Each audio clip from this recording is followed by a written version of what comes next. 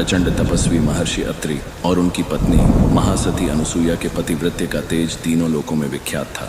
एक बार देवर्षि नारद ने घूमते घूमते देवी माता सरस्वती, माता लक्ष्मी और माता पार्वती के पास जाकर बारी बारी से माता अनुसुईया के पतिव्रता धर्म की प्रशंसा की। उन्होंने कहा कि पूरे ब्रह्मांड में अनुसुईया के समान कोई पतिव्रता स्त्री नहीं है। यह सुनकर तीनों देवियों के मन में ईर्ष्या का भाव आ गया। उन्होंने अपने अपने पतियों यानी ब्रह्मा, विष्णु और महेश से आग्रह किया कि वे पृथ्वी पर जाकर अनुसुईया के पतिव्रत की परीक्षा लें। तीनों देव अपनी पत्नियों के हट के आगे विवश होकर साधु का वेश बनाकर महर्षि अत्रि के आश्रम पहुंचे। उस समय महर्षि अत्रि आश्रम में नहीं थे। तीनों साधुओं ने भिक्षा के लिए पुकारा। माता अनुसुईया उनका सत्कार करने के लिए बाहर आईं। उन्होंने साधुओं को आसन दिया और उनके लिए भोजन की व्यवस्था की। उन्होंने भोजन के लिए एक विचित्र शर्त रखी, आप हमें निर्वस्त्र होकर भोजन कराएं। यह सुन माता अनुसुईया आश्चर्य हो गई। माता अनुसुईया ने अपनी दिव्य दृष्टि से सब जान लिया कि यह त्रिदेव है और मेरी परीक्षा लेने आए हैं। उन्होंने पति चरणों का जल हाथ में लेकर संकल्प किया और तीनों देवों पर छिड़क दिया।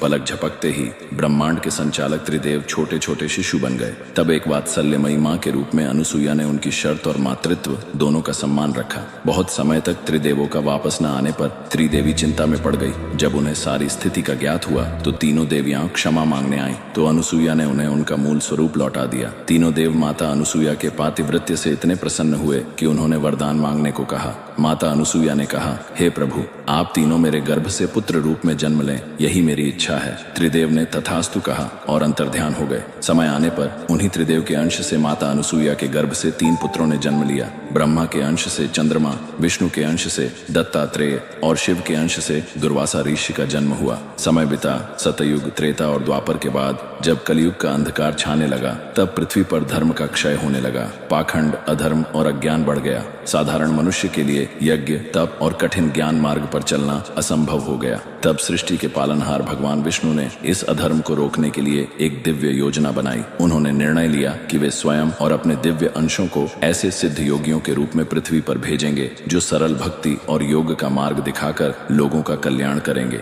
लेकिन इन नए सिद्धों को ज्ञान कौन देगा? उनका गुरु कौन होगा? इस महान कार्य के लिए केवल एक ही शक्ति उपयुक्त थी, भगवान दत्तात्रेय, क्योंकि वे स्वयं त्रिदेव के स्वरूप थे। वे ही ज्ञान, योग और वैराग्य के सबसे बड़े भंडार थे। उन्होंने ही इन आने वाले महायोगियों के गुरु की भूमिका निभाने का निश्चय किया। यही से हमारी महागाथा की शुरुआत होती है नवनाथ के अवतार से, जिस पवित्र ग्रंथ श्री नवनाथ भक्तिसार से हम